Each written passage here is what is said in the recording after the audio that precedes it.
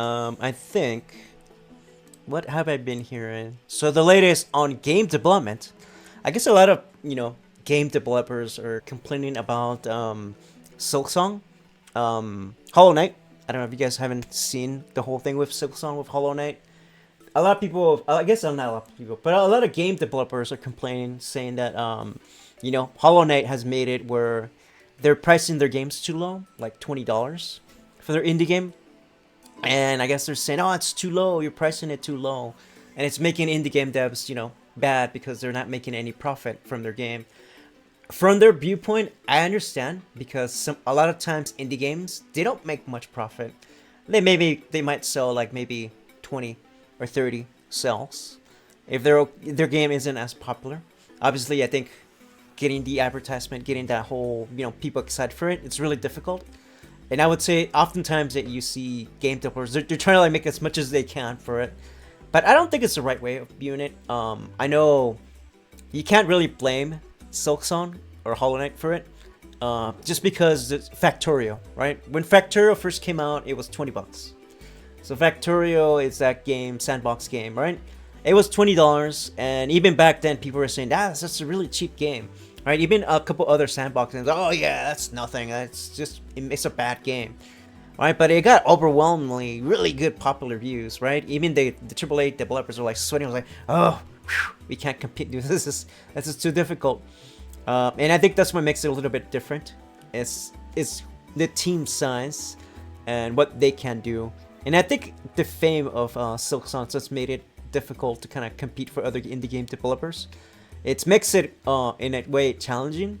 I don't think they should go against Silksong. I don't think that's kind of like, it shouldn't be the comparison, right? Say if you make a 3D game, you can charge over more than $30, right? You can charge $30. Obviously, it might not get the fame. It might get a few buyers. And in general, if you were to price it less, it still wouldn't gotten too many purchases either way. So I don't think in some cases the amount matters as much.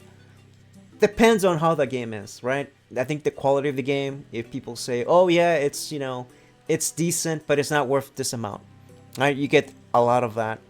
And I think personally for indie game developers, it makes it really difficult to try to sell your game. I get that. I get it. It's difficult, but you shouldn't try to like overprice your game, right? I think in general, indie games should be around $10. People are gonna be mad at me.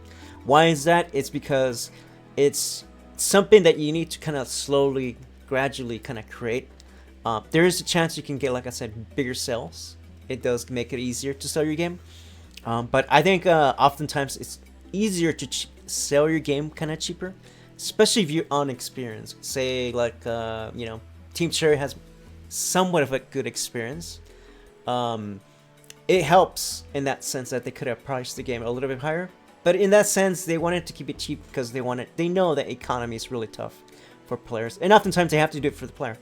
So I think for me as an indie game developer, the way I see it, I'm okay with pricing my game $5, right? It depends, right? I'm not gonna spend years making it. If I'm gonna spend like maybe 6, right, 8 years making my game, then that's too long. That seems like a way too long of a time.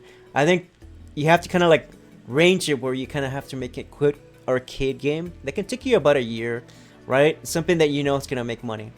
I think Code Monkey's mentioned it before. If you gotta just test your game, see how the popularity is, and if you get too many people excited for it, then maybe it's not worth it. You should just probably keep it for free or just keep it really low. Alright, don't spend too much time on a game that isn't gonna be a big hit. If money is your kind of like your interest. Now, if you're just trying to do it just because you like making the game and you want to make something cool for everybody to play, then it doesn't matter, right? You could price it $5 or you can price it, even free. Some people just do it for free. They're like, oh yeah, I'll do it for free, right? And then that's how that's just like it's more of a hobby project. Maybe it can do well, right? Maybe it has high demand and you can sell skins, you can sell different things, or even expansions, right? Or even you get donations for it. Say, oh, this game's really good. Here's a couple, bucks for it. Obviously, it's not good to do things for money. It's you have to have that level scale where you have to say, yeah, it was just me making it. I know that it took me X amount of years to make it, but is it worth it to the player? If not, then it's not. Then don't do it for the money. Obviously, make a game that people are gonna buy, and it's gonna have a price for it. Give it a value, right? Give it your value, not just your value, but also the player's value, right? If it's overpriced, maybe a few people might buy it. You can even undercut the value and say, okay, well, I'll do it for $5, whatever. And if it sells, perfect. And if it doesn't sell, oh well, I'll try the next game. I know it's a big deal and it's a tough time and we're all trying to make money for it, but it shouldn't be a benefactor. I don't believe in a lot of devs are upset. Just a handful of shitty devs that had a dream that their game was gonna be worth more than real. I believe that. I posted my opinion on Twitter already. I think I saw it. I think personally, like you said, I agree with you. I think there's a lot of like devs that want to charge more because they want to make more money, and they're like, "Oh, come on, man, you gotta make more. I gotta make more money." Now, some marketers are saying that not just game devs. Some marketers are saying, "Oh yeah, indie game devs should charge more for their games." I think it's a fair price because think about the economy. Some people in other areas just can't afford that. $60, $80. It's pretty expensive.